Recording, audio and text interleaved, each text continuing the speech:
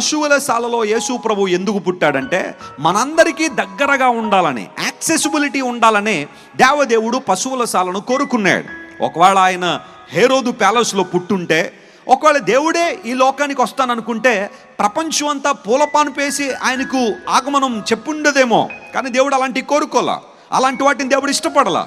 ఆయన మనందరికీ అందుబాటులో ఉండాలని, ఆయన మనందరికీ దగ్గరగా ఉండాలనే పశువుల శాలలో యేసు ప్రభు పుట్టాడు అనే విషయం మనం గుర్తించాలి.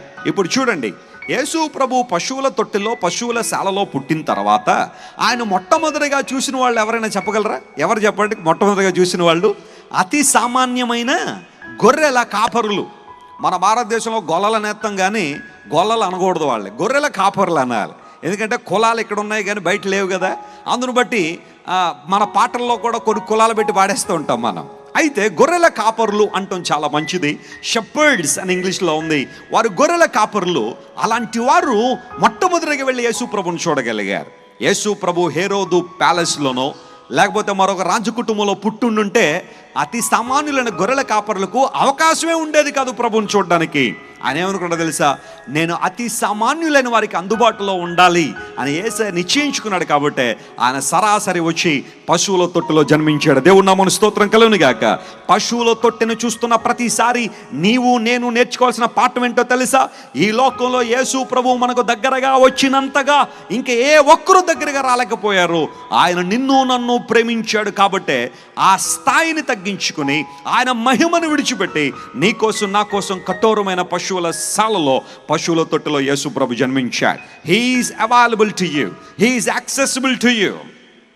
నేను ఒకసారి ఒక వ్యక్తిని కలవాలని ఆశపడితే మా అయ్యగారికి 3 నెలల దాకా టైం లేదండి అన్నారు కలవడానికి. ఈ రోజులో మనుషులు కలవడం అంటే చాలా కష్టమైపోతూ ఉంది.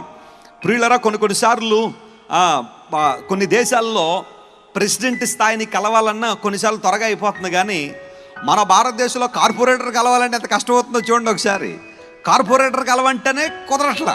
ఇంక ఎమ్మెల్యేలు ఎక్కడ దొరుకుతారు, చీఫ్ మినిస్టర్ గారు ఎక్కడ దొరుకుతారు, ప్రైమ్ మినిస్టర్ గారు ఎక్కడ దొరుకుతారు, ప్రెసిడెంట్ గారు ఎక్కడ దొరుకుతారు? సామాన్యులకి అసలు దగ్గరికి రానిచ్చే అవకాశాలే లేవు. అయితే యేసు ప్రభు అలాంటి వాడు కాదు. ఎవరు ఆయన నామం పేరట ఆయన పేరు పిలిచినా, వారు ఏ కులమైనా, ఏ మతమైనా, ఏ జాతి అయినా, ఏ ప్రాంతమైనా నా యేసయ్య దగ్గరగా వచ్చేంతగా ఈ భూమి మీద మరెవరు దగ్గరగా రారు అని దేవుని సేవకునికి రాత్రి మీకు తెలియజేస్తున్నా. బైబిల్ సెలవిస్తూ ఉంది, తనకు నిజముగా మొర్రపెట్టు వారికి దేవుడు ఎలా ఉన్నాడట?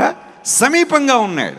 ఒకవేళ మనుషులు కొన్నిసార్లు నీకు కలవాలంటే నీ స్టేటస్ని చూస్తారేమో, మనుషులు నిన్ను కలవాలంటే, నీతో కరచాలనం చేయాలంటే నీ స్థితిగతులను అంచనా వేస్తారేమో, నీ బ్యాక్గ్రౌండ్ చెక్ చేస్తారేమో. కానీ యేసయ్య అలాంటోడు కాదు. అతి సామాన్యులైన వారిని ప్రేమించడానికి, అందరికీ అందుబాటులో ఉండాలనే యేసు ప్రభు ఈ లోకానికి వచ్చారు. He is available to you. అందును బట్టే ప్రభు ఈ లోకంలో ఉన్నప్పుడు అన్నాడు, నా నామమున మీరు నన్ను ఏది అడిగినా అది మీకు ఇస్తాను అని యేసు ప్రభు ఒక వాగ్దానం చేశారు. అంటే యేసు ప్రభు నామం పేరట మనం ప్రార్థన చేసినప్పుడు ఆయన మనకు సమీపంగా ఉండడం మాత్రమే కాకుండా మన జీవితాల్లో కార్యాలు జరిగించి అద్భుతాలు చేస్తాడు.